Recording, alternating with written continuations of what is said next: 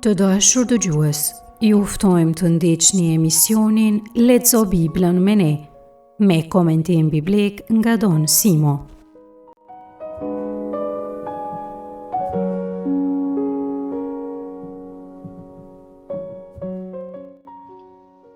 Te takimi I sotshëm Lexo Biblën me ne, do të lexojmë pjesë nga libri Zanafillës, kapitujt 3 deri në 4. Do t'i themi disa fjalë edhe mbi gjenealogji që gjenden te kapitulli 5. Leximin e tekstit do ta bëj Luisa Dushaj nga Gjakova. Një katekezë mbi këtë tekst do ta ofroj Gasper Marku nga Vlora. Nga libri I Zanafillës, kapitulli 3, rishtat 1 deri në 5. Ndër të gjitha egërsirat e fushës që Zoti hyi krijoi, Gjarpri ishte më dinaku. Ky I tha gruas, vërtet hyi ju urdhroi që të mos hani prej asnjë peme të kopshtit? Gruaja ju përgjigj, ne I ham frutat e pemëve që janë në kopsht, por se për frytin e pemës që është në mes të kopshtit, hyi na urdhroi të mos e ham as të mos e prekim që të mos vdesim. Por se Gjarpri I tha gruas, nuk do të vdesni asesi. Madje hyi e di se kur do të hani prej saj, sy tuaj do të hapen e do të bëhen por si hyje, duke e njohur të mirën e të keqen. Kemi lexuar pra tregimin e famshëm të mëkatit të Adamit e të Evës. Dëshiroj të theksoj së parit se tregimet që po lexojmë janë tipologjike. Emri grek typos, prej nga vjen për shembull fjala tipologji, prototip e tjerë. Domethënë shembull. Një tregim tipologjik duhet kuptuar si shembull, si histori që shembëllen realitet të përditshëm në të cilin jetojmë të gjithë. Personazhet e kësaj historie janë shembuj të personazheve të jetës reale të përditshme. Këto histori konsiderohen edhe si tregime tropologjike. Sipas kësaj, pjesë të tregimit konsiderohen si trope. Me këtë kuptojmë se domethënien e gjërave që tregohen aty do ta kërkojmë të ndryshuar, jo si e gjejmë aty. Konkretisht, tregimi flet për ngjarje në kopshtin e Edenit, por ngjarjet konkrete që ndodhin në fakt I kalojnë kufijtë të atij kopshti. Ngjarjet këtu përshkruajnë me modifikime realitetet të rëndomta njerëzore. Të gjithë mëkatojmë si Adami, si Eva, si Kaini. I bëjmë të njëjtët mëkate edhe pse të ngjyrosur me forma tjera. I bëjmë këto mëkate, të njëjtit mëkate, për ditë të gjithë. Zoti kishte krijuar 2 pemë në mesin e kopshtit, pemën e jetës dhe pemën e dijes së të mirës dhe të keqes. U kishte urdhëruar të mos hanë prej pemës së dijes së të mirës dhe të keqes. Por mirët vesh se nga ana simbolike, pema e jetës është më rëndësishme se pema e dijes së të mirës dhe të keqes. Kjo e fundit përcakton besnikrinë e njeriu ndaj Zotit, respektin e krijesës ndaj krijuesit. Është Zoti ai që e përcakton çka është mirë e çka është keq, jo njeriu. Por e para, pema e jetës, përmbledh në vete tërë planin hyjnor për jetesën e njeriut.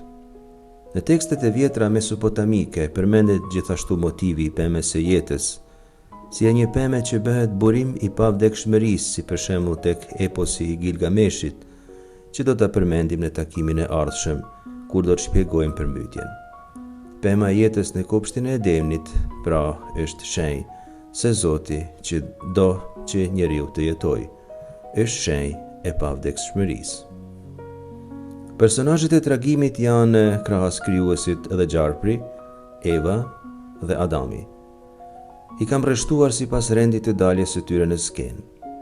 Nga ana e tregimit në vetvete, Gjarpri nuk kishte ndonjë status të veçantë midis krijesave tjera, kishte të njëjtin dinjitet si çdo krijesë tjetër. Këtë dim sepse njeriu kishte marrë urdhër prej Zotit, t'u jap emra të gjitha krijesave, pra edhe zvaranikëve, siç është Gjarpri, si edhe ta punoj dhe ta ruaj kopshtin e Edenit, lexojmë tek Zanafilla, kapitulli 2. Reshti 15. Këtë urdhër ja ka dhënë Zoti Adamit, por Even në atë kohë nuk e kishte krijuar akoma sipas kapitullit 2 të Zanafilës. Tregimi i krijimit të Evës nga një brinjë e Adamit, siç e kemi parë herën e kaluar, ndodh disa kohë më vonë. Këtu qëndron një dilemë e madhe. A i dinte Eva mirë urdhrat që ja kishte dhënë Zoti Adamit apo jo? Adami, a ja kishte shpjeguar si duhet rregulloret Evës apo jo? Teksti biblik thekson se gjarpri ishte më dinak se të gjitha krijesat tjera, por kjo nuk ka asnjë vlerë justifikuese për njeriun. Gjarpri është dinak, por kjo nuk do të thonë se helmon njerëzit për ditë. Njerëzit, nëse duan, ruhen prej tij, sepse njerëzit kanë dritën e arsyes që gjarpri nuk e ka. Njerëzit janë edhe më dinak se ai. Por kemi thënë se tregimi është tipologjik. Mkati është dinak, si një gjarpër, sillet thua në formë shoqërore, por ka si qëllim të helmoj. Gjarpri vendos ta vej Evën në provë, merr iniciativë spontane të flasë me të. Mirat vesh, gjarpri nuk flet. Nga ana antropologjike e kuptojnë, janë fjalë gjarpri. Na merr mendja si do të jenë qysh në fillim. Fjalë me helm. Fakti se gjarpri fillon t'i flas njeriut është mësimi i parë i këtij tregimi. Njeriu, burri, gruaja, çdo njeri, gjatë jetës së vet vihet në provë. Sikurse gjarpri, edhe jeta është dinake. Njeriu mund të gabojë kollaj në vendimet e drejtimeve të jetës. Por do ta shtojmë këtu edhe një element egzegetik që ndihmon ta kuptojmë bisedën e gjarprit. Studimet e historisë religioneve kanë zbuluar se gjarpri në Mesopotami konsiderohej si hyjni i shpirtrave të nën tokës. Për shembull, për kuriozitet po ju tregoj edhe si i quanin ata këtë hyjni, Ningishzida. Si hyjni prise hyjnive tjera, Mushhushu. Si hyjni shërptore e hyjnive tjera, Nira. Si edhe Ushum e Basmu, hyjni me karakteristika të frikshme. Këto hyjni që përmenda edhe në gjuhën e tyre akadike, janë hyjni pagane mirë të studiuara. Gjarpri që flet pra në kohën kur janë shkruar këto tekste, gjatë dhe pas shpërnguljes në Babiloni, përshkruan të hyjnit pagane që mësonin izraeliant të mos i rrinë besnik Zotit. Gjarpri i bën një pyetje Evës. Vërtet hyji ju urdhroi që të mos hani prej asnjë pemë të kopshtit? Kjo pyetje retorike sugjeron një situatë absurde. Nuk ka mundësi se Zoti teorikisht i mirë t'ju jap një urdhër kaq të padrejtë. Fjalët e gjarprit implikojnë diçka më të hollë. Ju jeni njerëz, nuk jeni si kafshët tjera të kopshtit. Si do t'jetoni ju nëse keni të ndaluar të hani prej të gjitha pembe të kopshtit, sepse nuk jetohet pa hangër.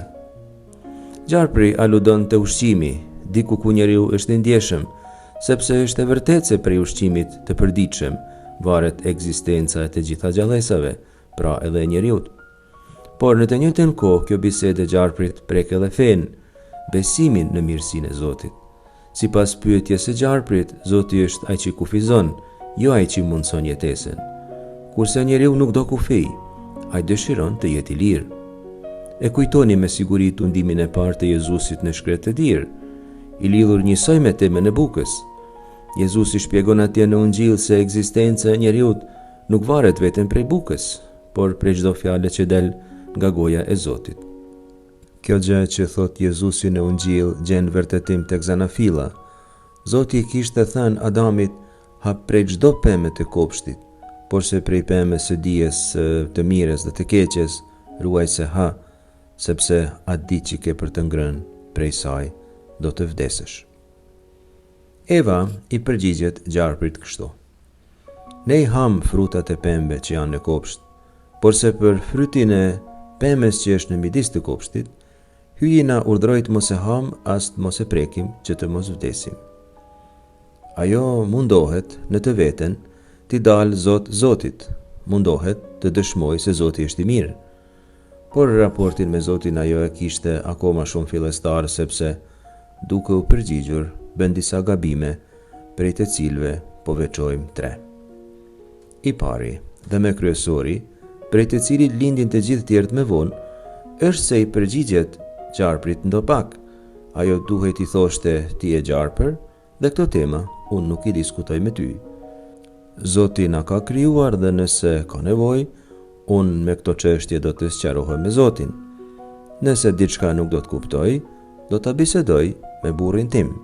Pra do të kem një raport personal me Zotin dhe do të kërkoj ndihmë prej tjerëve. Gabimi i dytë i Evës është ky. Eva vendosi ta zgjidhë e vetë me këtë sfidë.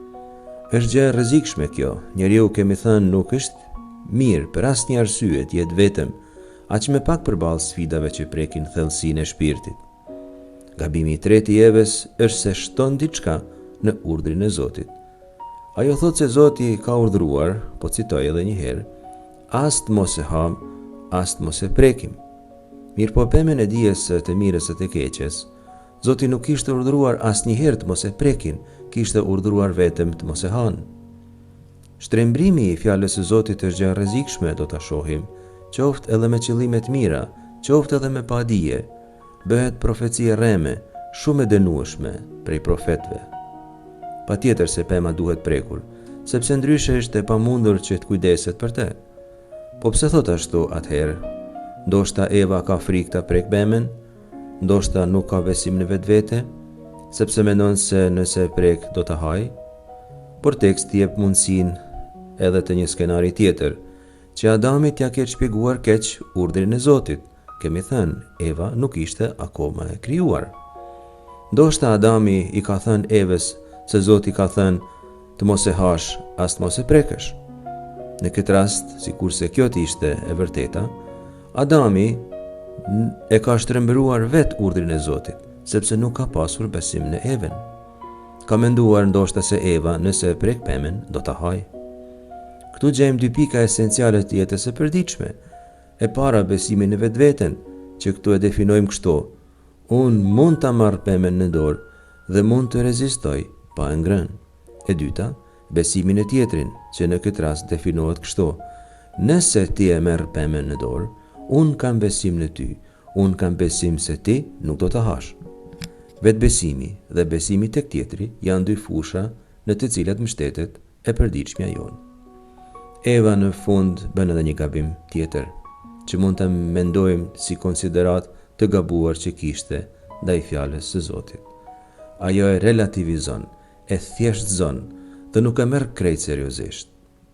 Zoti kishte thënë se nëse ata do të hanë prej asaj peme, me siguri do të vdesin.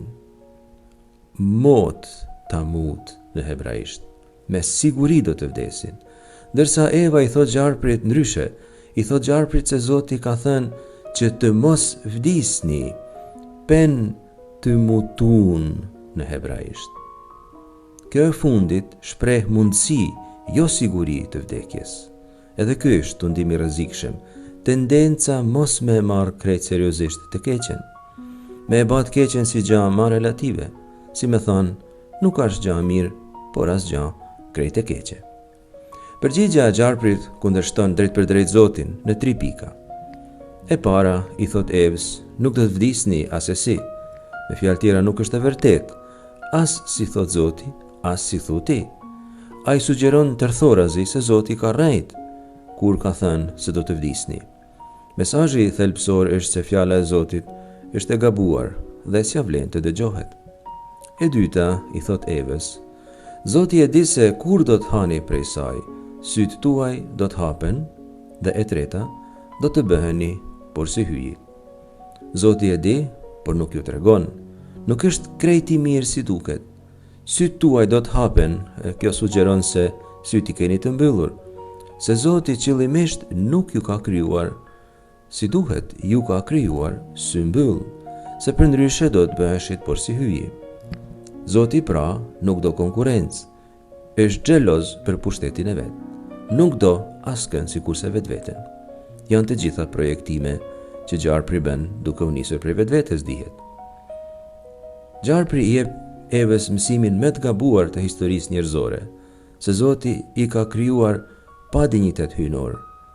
Kjo nuk është askund e vërtet, sepse Shkrimi i Shenjtë thotë se Zoti ka krijuar njeriun në imazhin dhe në shembëltyrën e vet, e kemi parë. Prandaj Gjarpri sugjeron që njeriu të mëkatojë, sepse do ta ketë për të mirën e tij. U thotë ta sfidojnë Zotin dhe ta rikuperojnë prej vetvetes dinjitetin hyjnor. Kjo u përngjet mjaft të ndihmeve të dytë dhe të tretë të Jezusit në shkretir, por në këtë temë do të kthejmë përsëri. Le të vërehet se Adami nuk është i pranishëm në këtë bisedë, përkundrazi është i përjashtuar nga ajo. Mirë po të dy, edhe Gjarpri edhe Eva flasin në shumës.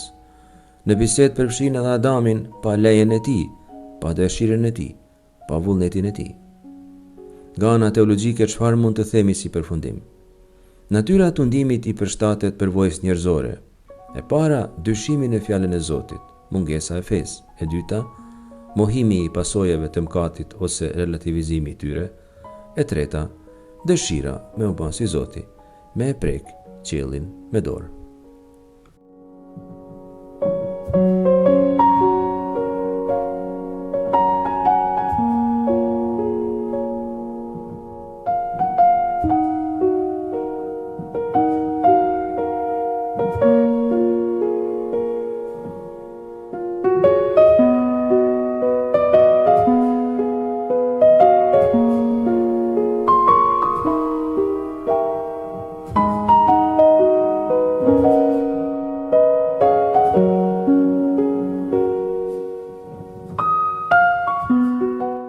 Nga libri i Zanafilës kapitulli 3, rreshtat 6 deri në 8. Atëherë gruaja pas se pema ishte e mirë për ta ngrënë dhe e bukur për t'u parë dhe pemë e dëshirueshme për të fituar dijen. Gruaja mori prej frutit të saj dhe e hëngri. Pastaj i dha edhe burrit të vet që ishte me të, hëngri edhe ai. Atëherë u hapen sytë të dyve. Kur panë se ishin lakuriq, gërshëtuan gjethe fiq dhe e bën bështjellës për vete. Kur pastaj e dëgjuan zërin e Zotit hyj që po i shëtisten në përkopsht, në freskinë e pasditës, njeriu e gruaja atij u fshehën para Zotit hyj ndërmjet pemëve të kopshtit.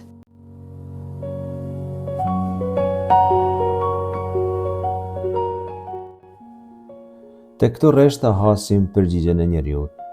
Tundimi e sjell njeriun para një zgjedhjeje. Ai duhet të zgjidhë Zotin gjithmonë, por nuk është gjithmonë e lehtë. Shpesh njeriu ka nevojë për ndihmë kur merr vendime për të zgjedhur Zotin, për të rezistuar tundimit. Ndihma konsiston në bashkëndarje, në bisedë. Nuk është mirë që njeriu të jetë vetëm, kemi thënë sa herë. Mirë po Eva vazhdon vetëm dhe ha prej pemës së dijes, së të mirës dhe të keqes. Vendos ajo çfarë është mirë e çfarë është keq. Bëhet vetë kriteri këtij vendimi, duke pas pranuar sugjerimet e Gjarprit. Cili është procesi nëpër të cilin kalon? Shkrimi i Shenjtë thekson se gruaja pa, mori dhe hëngri. Shikimi zakonisht prodhon ide, jep mundësi. Folja pa përdoret disa herë tek Zanafilla kapitulli i parë dhe i aplikohet gjithmonë Zotit kur krijon. Ai sheh se çfarë ka krijuar dhe sheh se është gjë e mirë. Është e mirë për të gjithë. Ktu Eva sheh dhe i pëlqen pema, sikurse edhe premtime tjera të rreme që jep mëkati. Ajo sheh dhe lakmon për vete, jo për të gjithë. Folja mori tregon se ajo e shtrembron detyrën e vet. Ajo duhet ta marrë atë pemë në dorë dhe t'i shërbejë, jo që ta hajë. Folja e fundit, hëngri, tregon aktin e mëkatit. Mëkati pra ka një procedurë si zhvillohet, një herë paraqitet si ide, pastaj si tundim shumë konkret dhe i mundur, dhe së fundi aktualizohet me veprën konkrete. Këto rreshta gjithashtu meritojnë koment të shkurtër. Gruaja pa se pema ishte e mirë për ta ngrënë dhe e bukur për t'u parë, dhe pemë e dëshirueshme për të fituar dijen. E mirë, e bukur, e dëshirueshme.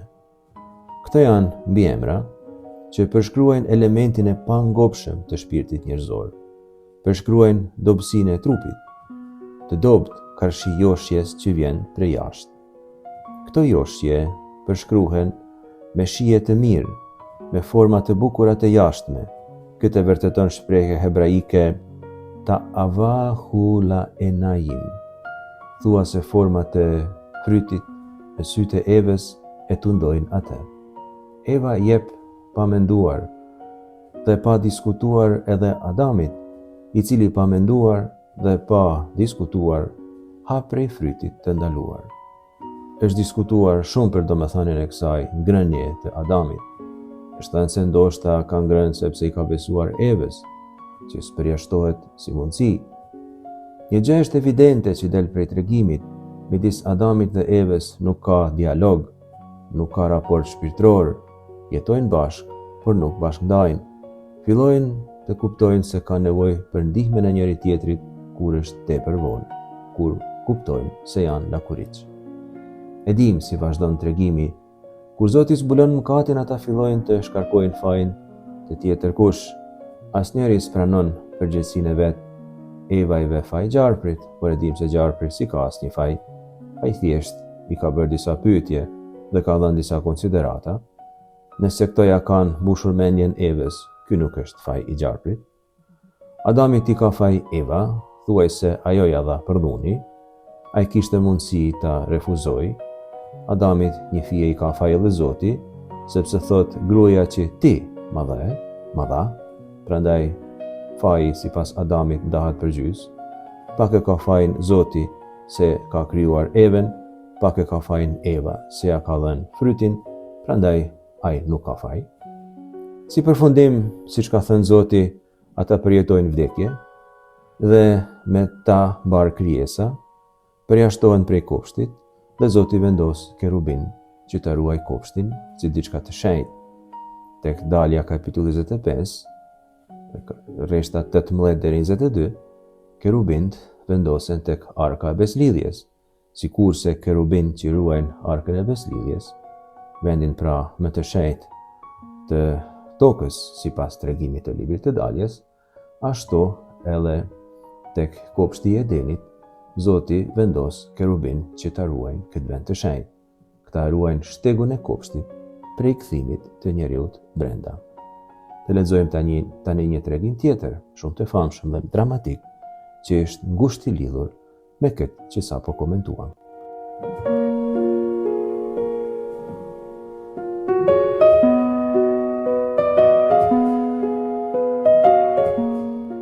Nga libri i Zanafilës, kapitulli 4, rreshtat 1 deri në 7. Njeriu e njohi Evën, gruan e vet. Ajo ngjizi dhe lindi Kainin e tha: "Pri Zotit e fitova një njeri." Pastaj lindi Abelin, vëllain e tij. Abeli ishte baridelësh, kurse Kaini bujk. Pas disa kohësh, Kaini kushtoi Zotit fli pri fryteve të tokës. Po ashtu, edhe Abeli kushtoi pri të parlindurve të grigjës së vet bashkë me dhjamin e tyre. Zoti e pëlqeu Abelin dhe flinë e tij, kurse as Kainin e as flinë e tij se pëlqeu fare. Kaini u zemrua për së tepërmi dhe u qartë në fytyrë. Zoti i tha: "Përse je zemruar dhe rri kokulur? Sepse nëse vepron mirë, a nuk do ta mbash kokën lart? E po s'veprove mirë, në prit të dera ke mëkatin, ai të lakmon ty, por se ti duhet ta mbizotrosh."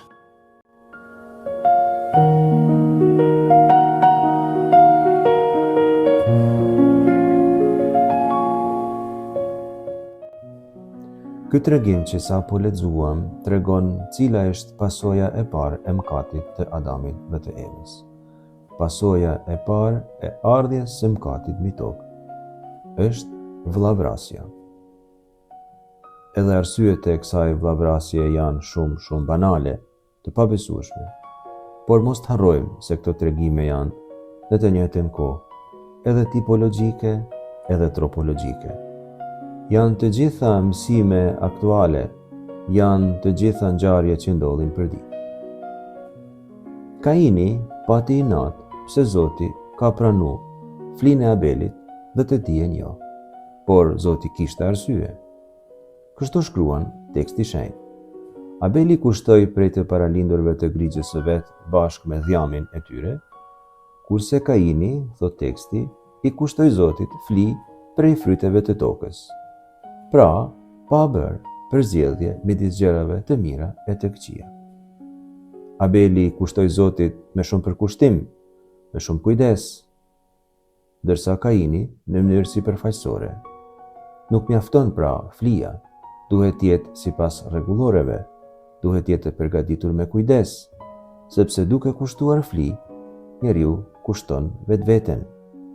Kaini kushton sa për të kushtuar, ofron sa për të ofruar, ndërsa Abeli, bashkë me të paralindurit e grigjës së vet, edhe dhjamin e tyre. Ka dhe një element tjetër këtu.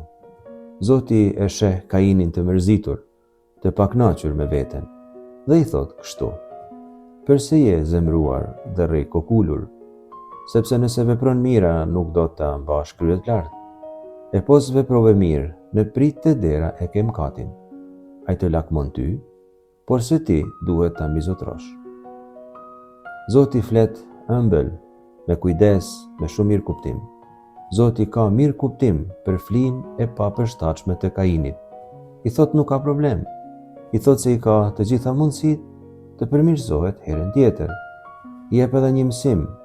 Mkati të lakmon ty, i thot, dhe ne i dim që kështu i lakmoj edhe Evës, por në krahasim me të ëmën, Kaini, nëse do, mund ta mbizotroj. Ky është një mësim universal, njeriu nëse do, mund ta mbizotroj mkatin, por Kaini nuk deshi. Ai vendosi ta eliminoj të vetmin konkurrent, Abelin, vllaun e vet. Të gjithë ata që kanë sa do pak një përvojë shpirtërore, e dinë se secili mkat ka në esencë qëllimin e eliminimit të vllaut. Është e pakuptueshme arsyeja, sepse vllau është i pafajshëm, Abeli nuk i kishte bërë asgjë të keqe, por është një fenomen universal. Është e pakuptueshme pse njeriu e vret njeriun, vllau vllaun, edhe pse nuk i ka bërë asnjë të keqe. Luftrat që kanë ndodhur gjithmonë në historinë e njerëzimit, për shembull, shumica prej tyre, për të mos thënë asnjëra prej tyre, nuk kanë asnjë shpjegim logjik. Nuk ka domethënie njerëzore. Përse një njeri ta vrasë një njeri tjetër, kur ky njeri nuk i ka bërë asnjë të keqe? Përse një njeri ta konsideroj tjetrin armik? Përse t'i bëhet e keqja tjetrit? Ja vlen të arsyetohet mbi arsyet pse Kaini mund ta ketë vrarë Abelin. Ndoshta donte ta kishte Zotin vetëm për vete. S'donte ta bashkëndante me tjerë. Ndoshta nuk konsideronte vëllezër ata që nderonin Zotin ndryshe prej tij. Mund tjetë edhe se nuk u besoi fjalëve të Zotit, sa i mund ta mbizotronte mkatin. Ndoshta nuk kishin besim në vetvete, ndoshta i kishte ngjarë nënës së vet. Pasi që e vrau vllaun, edhe ai mundohet ta mohoj realitetin. Zoti e pyeti Kainin, ku është vllai yt Abeli? Ky u përgjigj, nuk e di, pse mos jam unë rojtari i tim vllai? E dinte mirë Kaini ku ishte Abeli, por tha nuk e di. Komenti i Kainit është absurd. Abeli një mend ka nevojë që dikush ta ruaj, por është paradoksale. Ai ka nevojë që të ruhet prej dorës pikërisht të atij që ishte i thirrur të ruaj atë. Ky tregim absurd është i pasur me mësime. Para lakmimit, njeriu nuk gjen kufi, për interesa personale është në gjendje të vrasë edhe vllain.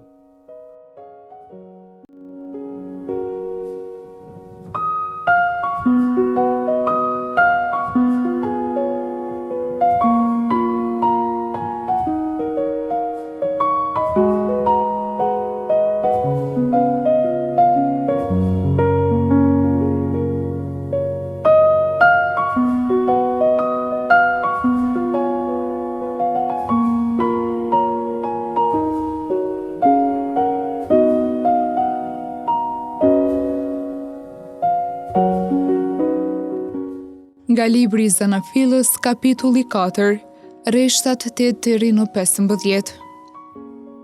Kaini i tha vëllait të vet Abelit, të dalim jashtë.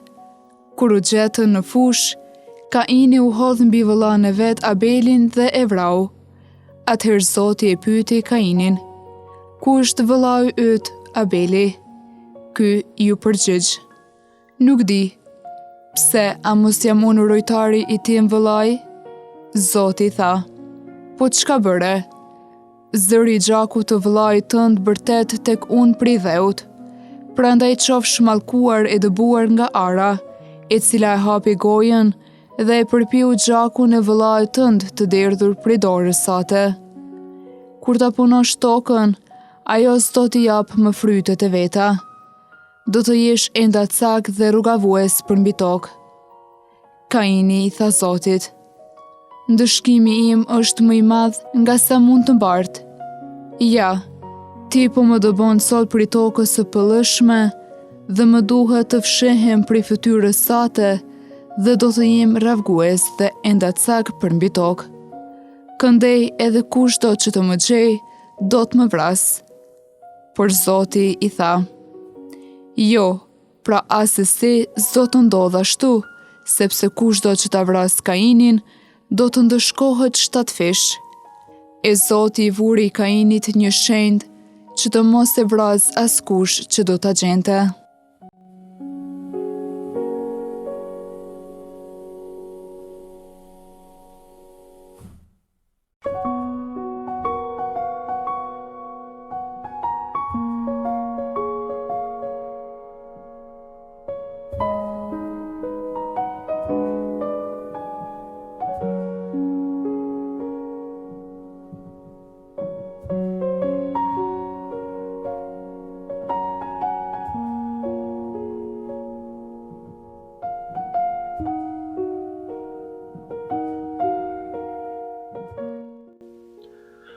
Në këto rreshta vazhdojmë të zbulojmë dinamika konkrete me Kati.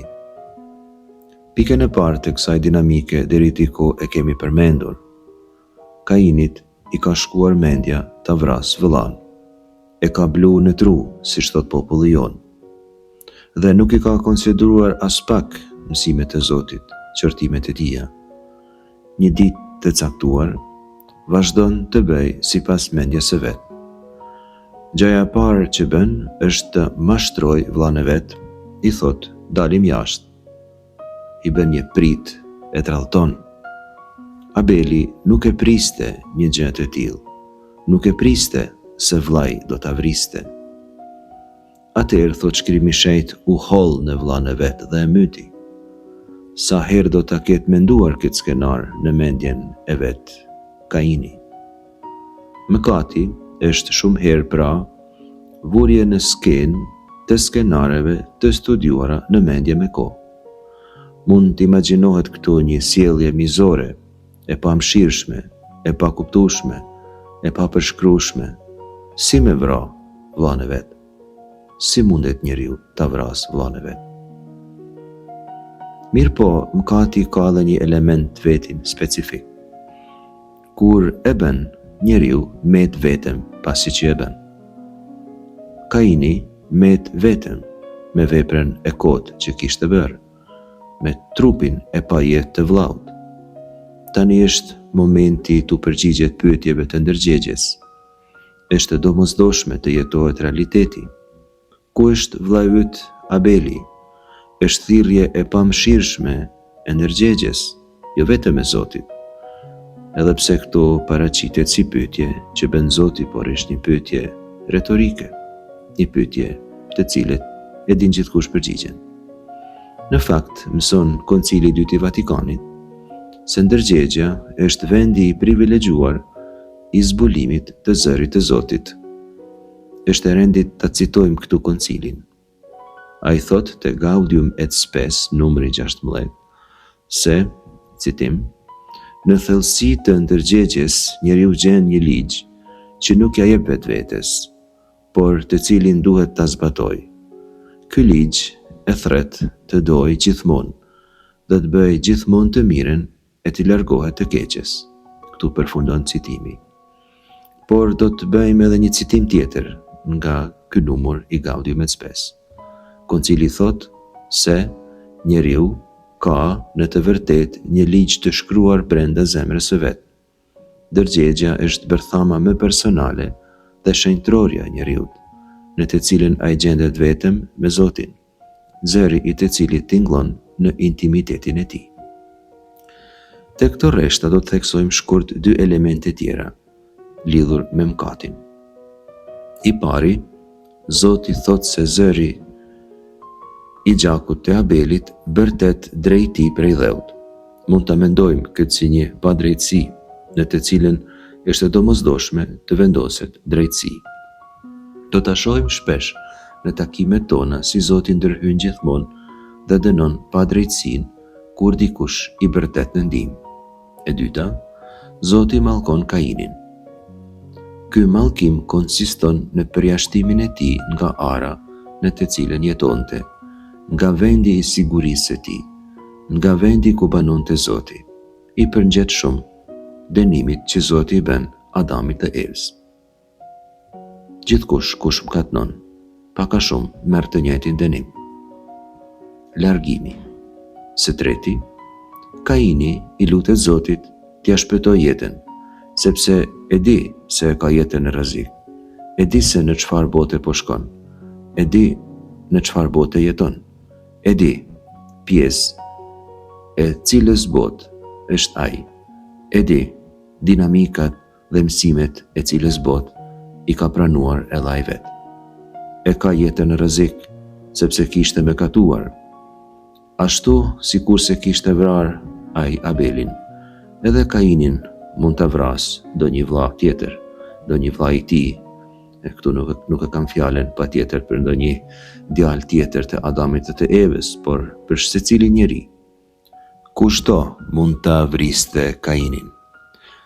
Tani Kaini e ka kuptuar seriozisht mësimin që kishte marrë prej nënës së vet, që as nëna vet aso kohë nuk e kishte kuptuar në kohën e vet se nëse njeriu mëkatnon do të vdes. Rrezikon vdekjen secili njeri, secilën herë që mëkaton. Prandaj Zoti i vuri Kainit një shenjë që tregon se Kaini është i Zotit dhe se ai duhet të jetojë. Kaini ka mëkatuar dhe këtë ai do ta rekuperojë, por jo nëpërmjet hakmarrjes. Rekuperimi i njeriut nuk bëhet duke ju hakmarrur. Rekuperimi i njeriut bëhet duke falur, duke e ndihmuar që të përmirësoj. Njeriu rekuperohet vetëm fal marrëdhënies së vet me Zotin. Sepse secili njeri është krijesë e Zotit. Secili njeri është bir e Zotit. Te kapitulli 5 gjejmë disa genealogji, do t'i themi disa gjëra shkurtimisht edhe për këtë kapitull. Një shkollë letrare teologjike e rëndësishme e shekullit 6-5 para Krishtit, që ka prodhuar mjaft tekste të pesëlibërshit që quhet Priester Codex ose Priester Schrift, kështu quhet kjo shkollë teologjike e asaj kohe. Ka zakon të filloj seksione letrare duke paraqitur genealogji. Kjo është e para që shkruan tek vepra e tij, e para një fije e gjatë, sepse nuk është hera parë që e përmend fjalën genealogji tek tregimi i Zanafilës, fjala Toledot dera dhe përpara, por kjo është çështje tjetër. Ajo që gjejmë këtu të veçantë duhet të kuptohet brenda kontekstit. Mëkati ka hyrë në botë dhe bashkë me mëkatin dhuna. Njeriu nuk i rri Zotit besnik nga një aspekt fetar, ndërsa tjetrin nuk e konsideron vëlla nga një aspekt shoqëror. Në këto kushte genealogjit tregojnë se njerëzimi është nisur drejt shuarjes. Këtë mesazh genealogjit e japin përmes numrave, sikur se thamë. Do t'i shikojmë shkurtimisht këto numra, janë të gjithë të hiperbolizuar. Njerëzit jetojnë mbi 900 vite, por se Adami për shembull ka jetuar 930 vjet, nuk do të thonë se ai një men ka jetuar 930 vjet. 930 vjet thjesht do të thotë se ai ka jetuar shumë. Adami thuhet aty se jetoi 930 vjet, Seti 912, Enoshi 905, Kainani 910, Malaleeli 895, tani disa po I ka përcejmë, por jemi në 900, Lameku 777, kurse vitet e Nuehut që përmenden janë 500. Vitet pra shkojnë në zvoglim. Kjo I shenjë se ka nevojë që Zoti të ndërhyjë, për ndryshe njerëzimi është nisur drejt shuarjes. Ndërhyrja e parë që Zoti bën është nëpërmjet përmbytjes. Këtë do ta lexojmë herën e ardhshme.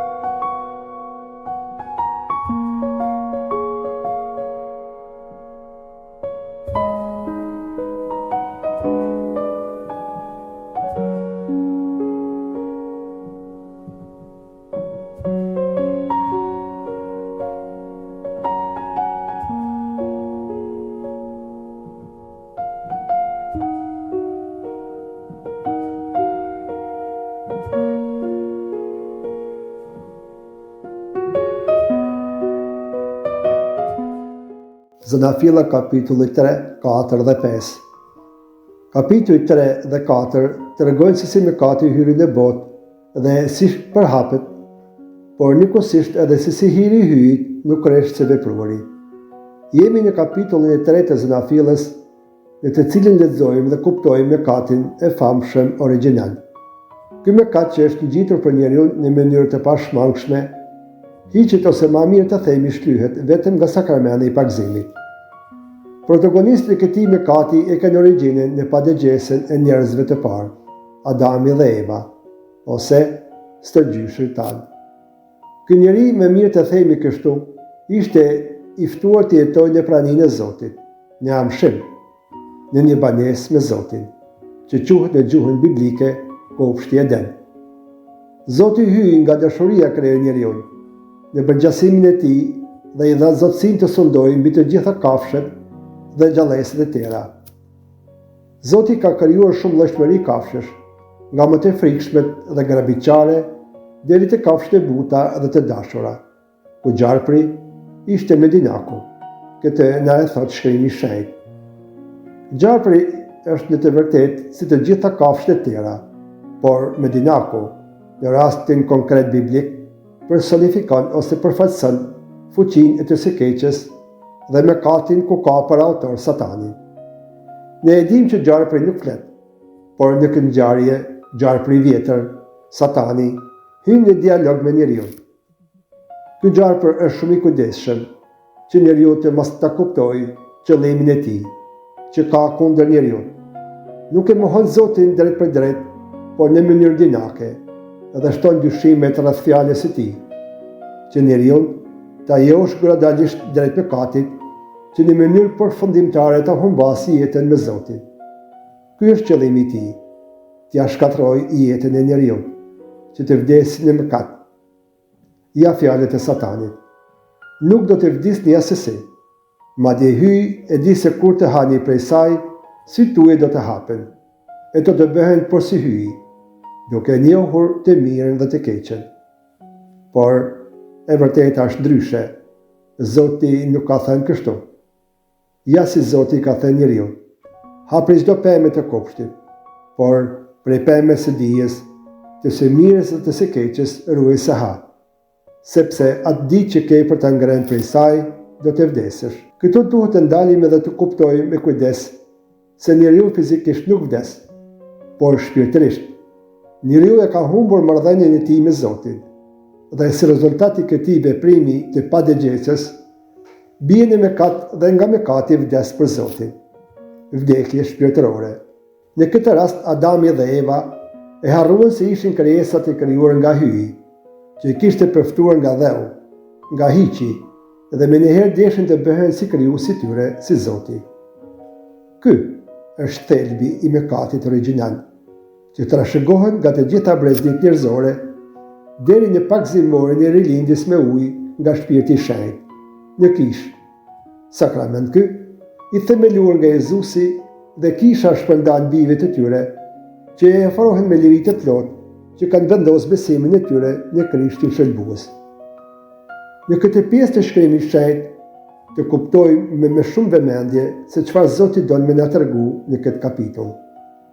Jo vetëm njeriu nuk duhet të hyjë në dialog me të keqin, në rastin konkret me gjarprin, por nuk duhet të pranojmë asnjë ofertë, edhe pse në dukje, oferta që të ofron i ligu është e bukur për të parë dhe e shishme për të ngrënë.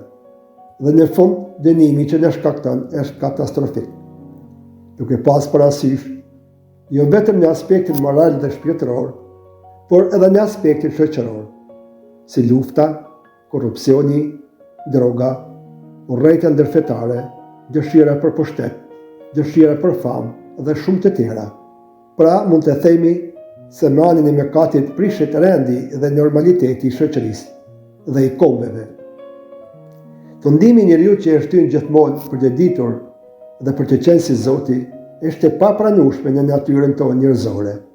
Nuk kemi të aftë për një dhuratë kaq të madhe. Ne kurrë me anë të inteligjencës sonë nuk mund ta kuptojmë madhështinë, aftësinë, lartësinë, gjerësinë dhe pushtetin e Zotit. Atëherë njeriu bie në mëkat të rënd vdekësor, mëkati i dëshirimit dhe i lakmisë. Dëshirimi të çon në vesin e mëkat dhe mëkatin e vdekje. Pra, në këtë tekst shikojmë shumë qartë se njeriu jo vetëm nuk u bë si Zoti, por e humbi edhe dinjitetin e tij si njeri, që Zoti ja kishte dhënë për të jetuar në amshim në praninë e Zotit. Pra, për të jetuar në parajs, ku nuk kishte vdekje, vujtje, sëmundje, lodhje e shumë të tjera. Çifti i parë njerëzor, duhet të kemi parasysh, jo vetëm Adami dhe Eva, ata janë protagonistit biblik, por këto mund të ishim dhe mund të jemi edhe ne, që e kishin kuptuar humnerin ku kishin rënë. Ishin të tmerruar nga frika që kishin prishur marrëdhënien me Zotin dhe të turpëruar nga lakuritësia e tyre. Ky është rezultati i mëkatit, frika dhe turpi. Mëkati fillon në zemrën e njeriu përpara se të bëhet veprimi. Depërton nëpërmjet shikimit që është lakmia. Me njëherë ka lënë në mendje që është dëshira dhe vendoset e zemër për të kryer veprimin. Kjo ndodh kur ne zgjedhim për të bërë vullnetin tonë përpara vullnetit të Zotit.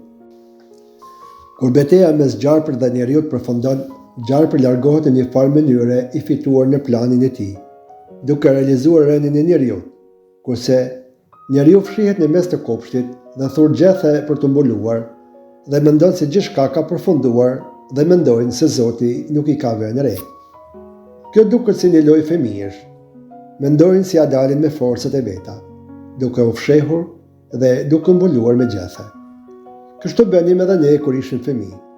Kur bënim ndonjë faj, mundoheshim me e fsheh dhe mendonim se ishim të sigurt në fitoren tonë për të mos u zbuluar.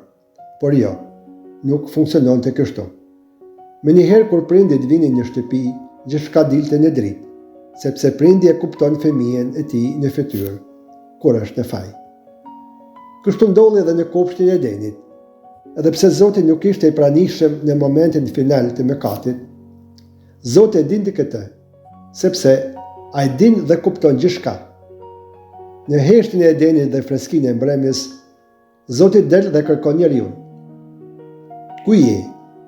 E kërkon, jo pse nuk e di, por se është i humbur, është i bjerrur. Ka humbur jetën e tij me zgjedhjen e vet. Ne nuk duhet ta harrojmë, ai ka zgjedhur mes së mirës dhe të së keqes, ka zgjedhur të keqen. Në mes jetës dhe vdekjes, ka zgjedhur vdekjen. Kjo është humbja. Zoti nuk vjen si gjykatës i jashtër, si një Zot i rreptë, jo si ndëshkues, por vjen dhe kërkon njeriu si një atë i mirë, i butë dhe i mëshirshëm, si një atë që kërkon fëmijët e tij. Dialogu mes njeriut dhe hyjit nuk zgjat shumë. Gjithçka është e kuptueshme. Njeriu është i bjerrur në mëkat, si rezultat i mëkatit fillojnë dhe fajsojnë njëri tjetrin. Nuk pendohen për çfarë kanë bërë dhe nuk marrin përgjegjësi mbi çfarë ka ndodhur. Hedhin akuza dhe duan që të mbrohen të drejtën e tyre. Kjo në fakt është vërtet natyra jo njerëzore, që çdo ditë përjetojmë edhe sot, me raste të tilla, që do të thotë njeriu të mbuloj fajen e tij dhe të duket para të tjerëve të drejtë, të mirë dhe të pafajshëm. Por, para Zotit nuk mund dhe nuk funksionon kështu, një gjë e tillë. Mëkati e shkatron marrëdhënien me hyjin, me tjetrin dhe me vetveten. Hyji si gjykatës i drejtë dhe i mëshirshëm nuk e dënon njeriu edhe pse e meriton, se ka shpërdoruar dashurinë e Zotit dhe ai si ati mirë e pranon lirinë e njeriu. Pranon zgjedhjen e tij, të jetojnë si don ai dhe në mëkatin e tij. Në fakt në dukje veprimi i hyjit na duket si ndëshkim, si dënim. Jo, në realitet është një respekt. Zoti respekton lirinë tonë, zgjedhjen e njeriu. Ne e dimë se Zoti është i shenjtë, i drejtë pas një tëmet. Është krejt dashuri. Nuk e pranon dhe nuk bashkëpunon me mëkatin. Kështu Zoti hyj, ja parashtron njeriu disa rregulla dhe kushte, që njeriu të mos vdes për të jetojë, por jo në praninë e tij, por e hedhur jashtë në botë, ku ai kishte zgjedhur me lirinë e tij të plotë, duke luftuar përmes mbijetesën e vet. Pasojat me të vërtetë janë të rënda. Njeriu do t'i përballojë në jetën e tij me sfida të ndryshme. E para, vuajtja e njeriu, që është pjesë e përditshmërisë së tij, sëmundje dhe dhimbje. Do të vuash nga dhimbjet e lindjes. E dyta, puna dhe lodhja. Me djersën e ballit do të punosh tokën dhe me frytet e saj do të ushqehesh. E treta, vdekja, që njeriu të mos jetojë përgjithmonë në kushtet ku njeriu ndodhet në mes të këtyre vështirësive dhe luftës së vazhdueshme që ka me të keqin, mëkatin, nuk mund të jetojë gjatë. Është më mirë të vdes se sa të jetojë në peshën e mëkatit dhe të vuajtjes. Kështu hyj e rregullon këtë marrëdhënie me njeriu dhe vendos në derën e Parrizit serafinët dhe kerubinet me shpata flakëruese të mos ngallnin dyert e ferrit mbi të. Zoti nuk i lan duart dhe ta heq vëmendjen nga njeriu.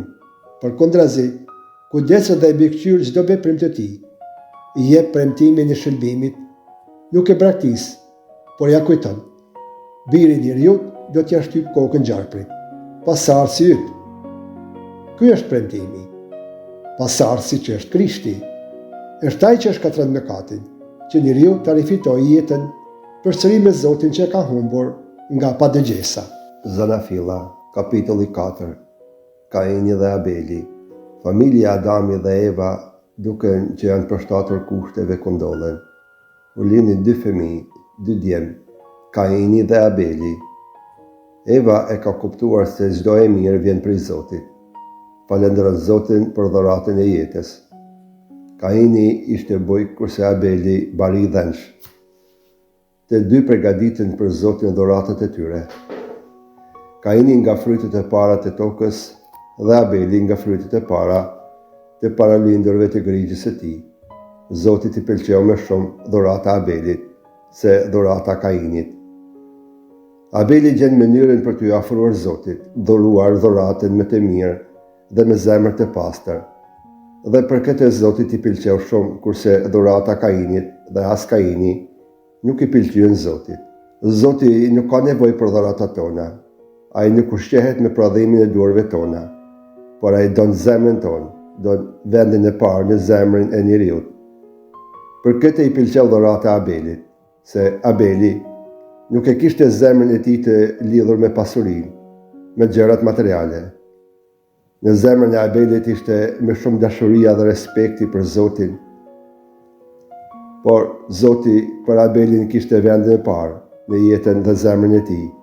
Zoti që njeh zemrën e njeriu nuk e pëlqen dhuratën e Kainit, sepse zemra e tij ishte e mbushur jo me Zotin, por me vetvetin e tij, me krenari.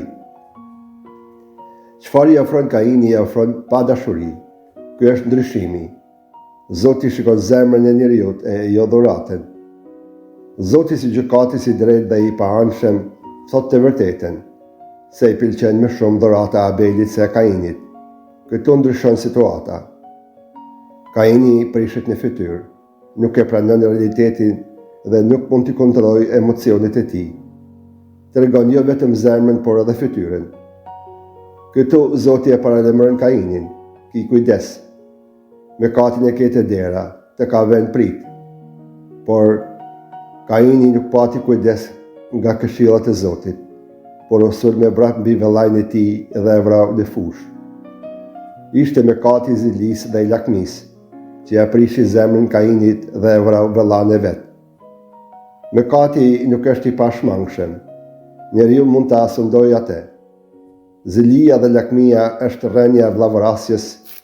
Këtu duhet të kemi kujdes, sepse problemet e Kainit mund të jenë edhe problemet tona. Mëkatin e keni të dera zemrës sonë. Ne duhet të kontrollojmë dhe të menaxhojmë emocionet e zemrës. Nuk duhet të marrim vendime të nxituara, sidomos kur jemi në momente nervozizmi. Duhet të zgjedhim mes të mirës dhe të së keqes, gjithçka ta ja besojmë dashurisë së Zotit. Kush e vendos Zotin në vendin e parë në jetën e tij, jeton në paqe. Pasi Kaini e vrau të vëllain Abelin, Zoti kërkon Kainin dhe i kërkon në një farë mënyre përgjegjësi. Ku është vëllai yt? Zëri i gjakut të vëllait tënd klihte unë. Por Kaini, indiferent, nuk ka asnjë shenjë pendese dhe zemra e tij është plot urrëtie.